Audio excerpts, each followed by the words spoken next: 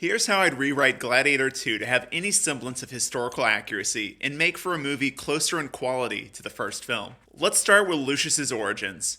The movie makes a ham-fisted attempt to recreate the Maximus plotline of slave to gladiator. His wife exists only to die, and likewise, Pedro Pascal's character functions strictly to give Lucius a generic revenge story. Instead, Lucius could have played politics, as Lucilla's second son did in reality. This political activity would then draw Caracalla's ire, as it did in reality. This would give the movie its own identity.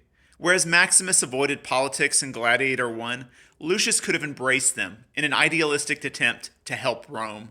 Brother co-emperors Geta and Caracalla should have feuded in the movie, loathing one another as they did in real life, until Caracalla tricked his own mom in order to butcher his brother.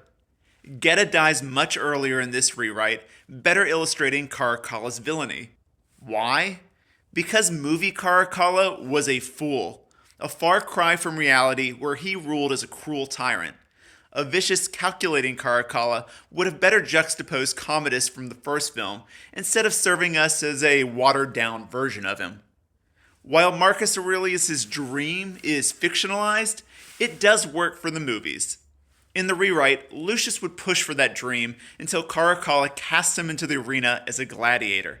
After all, he's the emperor. He can do what he wants. For those worrying there won't be enough action, Lucius could fight off a couple assassination attempts before he's thrust into the Colosseum, also inspired by true events. As for Macrinus, he is the reason that Caracalla did die, though this happened 6 years after rule, not 1 day, and I like his inclusion. His movie scheming is divorced from reality, but again, it's a good change.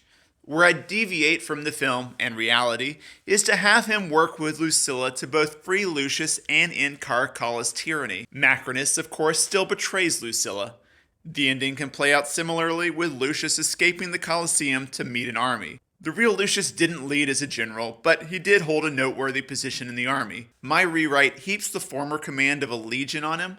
It'll be this legion that marches to his aid. What this does is answers the question, what if Maximus's legion had been able to help him in the first Gladiator film? Lucius Verus still wins, opting to give power back to the people, which again was nonsense. The powerless Senate was no less corrupt than the average emperor, but that doesn't matter.